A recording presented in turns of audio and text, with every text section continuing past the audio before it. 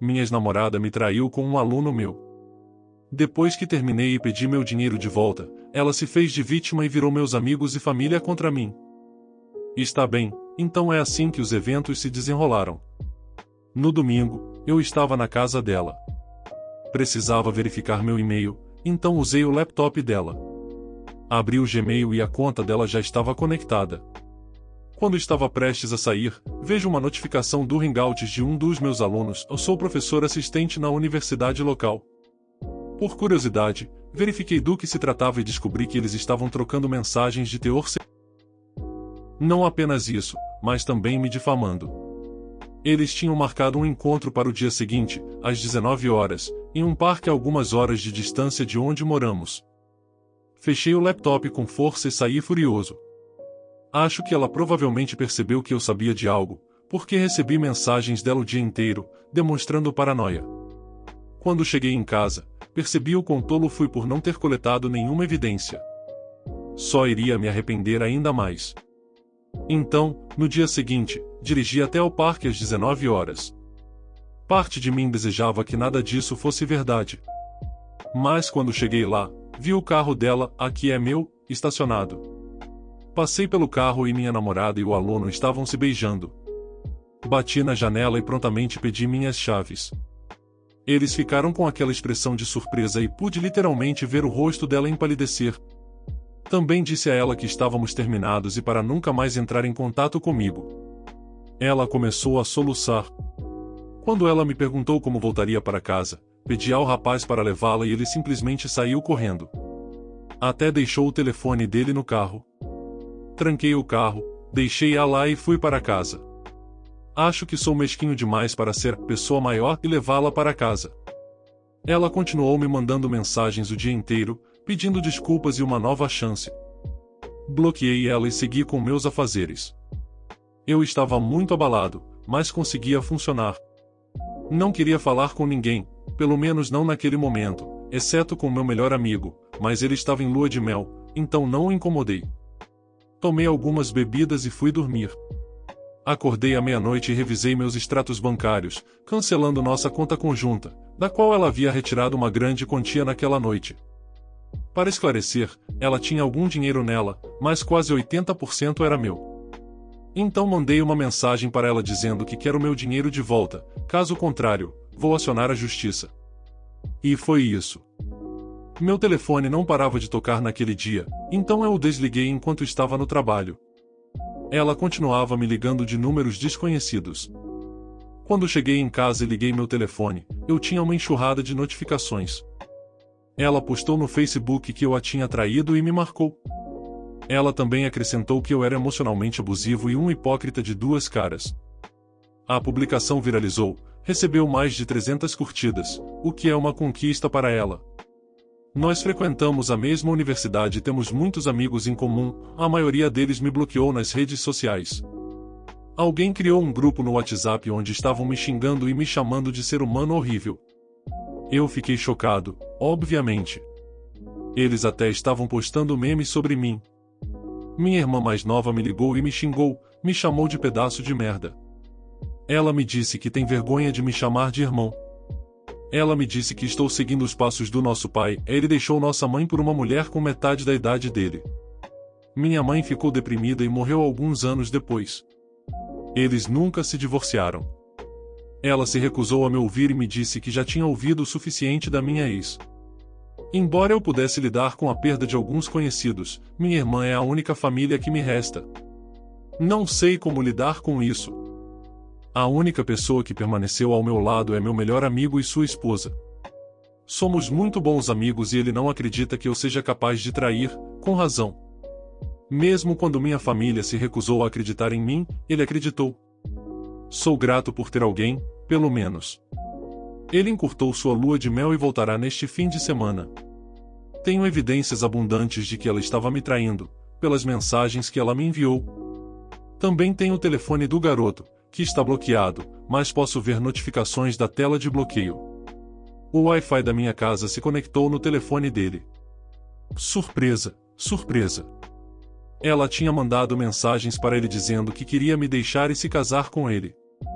Não consigo entender como ela poderia ter um caso com um jovem de 18 anos com a higiene de um porco selvagem. Não sei o que fazer com isso, no entanto. Ninguém está disposto a me ouvir, nem mesmo minha irmã. Ela parou de falar comigo.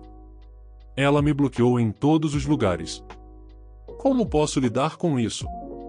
Trabalhei muito para construir uma reputação na minha comunidade e ela arruinou tudo. Perdi toda a boa vontade entre meus colegas e amigos. Existe alguma forma de transmitir que eu sou a vítima, não ela? Como conserto meu relacionamento com minha irmã? O que eu faço? Edith, obrigado a todos por me ouvirem. Nunca pensei que estranhos pudessem ser tão compreensivos. Vocês são verdadeiras joias. Bom, eu já estava cansado das besteiras da minha irmã e fui direto à casa dela e mostrei as evidências na cara dela. Ela tem se desculpado profusamente e está me fazendo ficar em sua casa até que tudo isso se resolva. Ela é uma cozinheira incrível, então acho que a viagem de 5 horas valeu a pena. Além disso, mais coisas aconteceram e minha ex está em maus lençóis. Farei uma postagem de atualização amanhã. No momento estou exausto e só quero dormir. Mais uma vez, obrigado a todos. Agora vamos para a atualização. Finalmente, a parte que todos estavam esperando. Ela efetivamente arruinou minha reputação e o prestígio que eu havia conquistado em minha comunidade e entre meus colegas. Colocou meu trabalho em risco. Ela fez com que minha única família, minha irmã, se voltasse contra mim. Mais tarde, mostrei a ela as mensagens de desculpas que minha ex me enviou, e então ela se desculpou comigo, porque claramente eu era a vítima, e não ela. Alguns editores gentis sugeriram que eu contatasse um advogado, o que eu fiz. No dia seguinte, quando fui trabalhar para tirar alguns dias de folga, vi Vuz e seu pai me esperando. De alguma forma, resisti à vontade de socá-lo. Ele se desculpou e me disse que faria qualquer coisa para não ser expulso da faculdade. Perguntei-lhe se ele testemunharia a meu favor, e ele concordou. Deixei claro que não seria capaz de salvá-lo, porque isso estava fora de meus poderes. Ele me disse que ainda assim testemunharia a meu favor e me enviou várias capturas de tela de suas conversas com minha ex, confirmando assim que ela que estava me traindo, e não o contrário. Apresentei queixas com base no artigo 499, a difamação, 500 e 504, a insulto intencional com intenção de provocar violação da paz, do Código Penal indiano. O dia da audiência foi francamente o melhor dia da minha vida desde o término. Ela disse muitas coisas maliciosas sobre mim e gritou tanto que o juiz teve que repreendê-la. Seu advogado pediu um acordo fora do tribunal, mas eu educadamente recusei, porque não é só a minha vida que ela inevitavelmente arruinou. Teria sido muito mais barato e eu teria ganhado algum dinheiro, mas dane-se ela. Isso foi um grande escândalo, mas como tenho um mandato de 5 anos, eles não podem me demitir. Fui transferido para outra faculdade. Mesmo salário, mesmos incentivos, mas terei que viajar um pouco mais do que prefiro. Quanto a ela está em uma situação complicada. Ela era bibliotecária, é formada em biblioteconomia, na instituição onde eu trabalhava e foi demitida assim que notifiquei as autoridades. O motivo sendo envolvimento inadequado com um aluno. Isso também arruinou suas chances de conseguir um emprego no futuro. Ela também enfrenta pena de prisão, conforme mencionado nos artigos 500 e 504, que pode se estender até 2 anos de prisão, multou ambos e as prisões indianas. Caramba! Ela pode pagar fiança, no entanto. Vuz foi expulso. O dinheiro que ela roubou. Isso irá para o advogado dela. Meu melhor amigo foi ao apartamento dela, recuperou minhas coisas para mim. O que incluiu um futon, uma geladeira, um ar-condicionado, um laptop e vários eletrônicos caros e algumas joias. Ela ficaria com a TV, porque está em nome dela. Provavelmente terá que vendê-la, porque advogados não são baratos. E ela está desempregada e sem economias. Isso é na Índia, e como você deve ter adivinhado, as pessoas aqui são muito conservadoras. Em algum momento, ela terá que recorrer aos pais dela, que ainda acham que ela é virgem. A ironia é que tudo isso foi uma consequência das ações dela.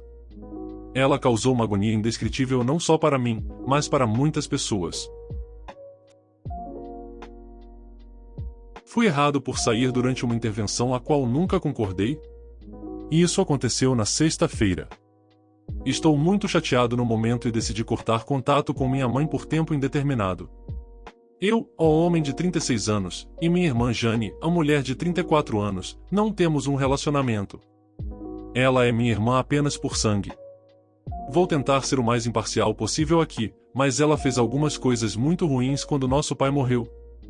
Coisas como reter informações sobre o patrimônio dele, tentar vender a casa dele e dividir o lucro com a noiva dele sem o meu conhecimento, não estar fisicamente presente quando ele morreu em cuidados paliativos, etc. Depois disso, ela continuou a me manipular emocionalmente ao ponto que decidi cortar contato com ela em 2018. Minha vida melhorou muito sem ela. Minha mãe Brenda, a mulher de 60 anos, não gosta disso.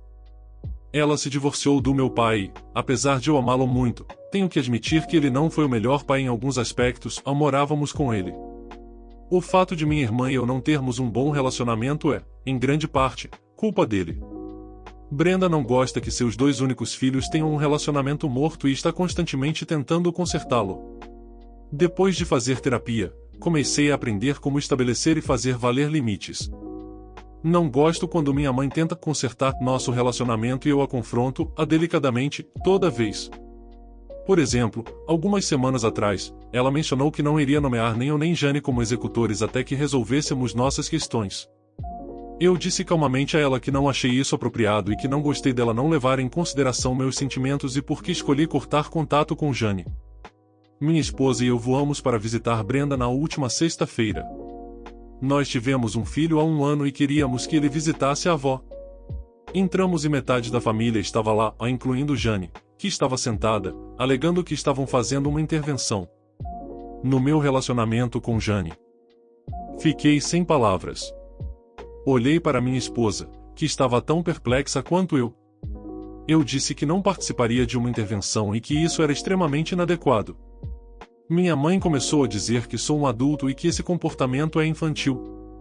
Preciso me reconciliar com minha irmã para colocarmos isso para trás. Saímos imediatamente. Minha mãe nos seguiu perguntando por que eu não podia simplesmente conversar com minha irmã. O bebê estava chorando. Entramos no carro e reservamos um hotel. Marquei um novo voo para amanhã e estou fazendo o meu melhor para não parecer chateado pelo bebê. Minha esposa disse que não tinha nada a ver com isso e nunca teria permitido se soubesse. O telefone dela e o meu não param de receber mensagens da família me acusando de ser um drama queen e de ferir os sentimentos da minha mãe. O único membro da família com quem não cortei contato é meu padrasto, que me enviou um simples texto de desculpas. Com todas essas mensagens de texto, estou começando a duvidar de mim mesmo. Minha próxima sessão de terapia é só na próxima sexta-feira e não sei como me sentir. Fui errado por cortar contato com minha mãe? Sou o babaca por dizer ao marido da minha mãe que ele não é meu pai nem meu responsável e que ele não tem o direito de fazer exigências para o meu casamento? Minha mãe conheceu e se casou com seu atual marido quando eu tinha 16 anos. Morei com ele por menos de 2 anos, e de forma alguma, ele foi meu responsável durante o tempo em que vivemos sob o mesmo teto. Ele era o marido da minha mãe e nada mais, embora quisesse ser mais.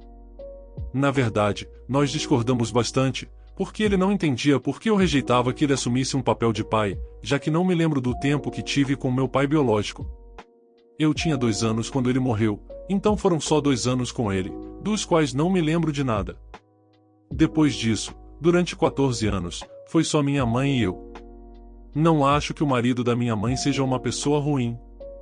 Ele é insistente, um tanto inseguro e cheio de si, no sentido de que acha que eu deveria ter pulado de alegria com a chance de tê-lo como meu novo pai. Mas ele é bom para minha mãe e parece ser uma pessoa decente de outras formas. Não é alguém de quem eu goste ou mesmo me importe, mas aprendi a tolerá-lo pela minha mãe, que realmente voltou a viver depois de conhecê-lo. E sei, por meio da família dela, que ela perdeu muito de si mesma depois que meu pai morreu. Ela mudou, e eles dizem que, depois que conheceu o atual marido, foi o mais perto que ela chegou de voltar a ser quem era. Eu respeito isso e, até certo ponto, aprecio. Quando fiquei noiva, não dei a mínima para ele assumir um papel de pai da noiva ou algo do tipo. Minha mãe e eu conversamos sobre se ela gostaria de me levar até o altar ou fazer uma dança mãe-filha, mas ela não se sente à vontade com isso. A minha mãe é muito introvertida e tímida. Decidi que o melhor seria caminhar com meu noivo até o altar e vamos pular completamente a dança entre pais e filhos. Mas o marido da minha mãe ficou chateado por não ter sido considerado para nada disso. Ele me disse isso. Sugeriu que poderia pagar pelo casamento e tirar o estresse de mim e do meu noivo, e então assumiria verdadeiramente o papel de pai da noiva. Eu recusei sua ideia. Ele foi insistente novamente e discutimos de novo. Alguns dias depois, ele voltou com um pedido para que eu o escolhesse para me levar até o altar ou fazer uma dança pai-filha. Eu disse não. Ele me disse que é dever dele fazer algo assim. Eu disse que não é. Ele afirmou que, claro, já que é a minha única figura paterna. Eu disse a ele que ele não é meu pai nem meu responsável e não tenho o direito de fazer exigências para o meu casamento. Ele me disse que eu nunca dei uma chance a ele e que eu poderia muito bem dizer para ele não ir, já que claramente ele não significa nada para mim. Revirei os olhos para ele e ele disse que eu estava desconsiderando ele e seus sentimentos. Dê sua opinião sobre os relatos nos comentários. O que você faria de diferente nessas situações? O vídeo foi feito com MT Carinho, então de um like e se inscreva aí. Obrigado.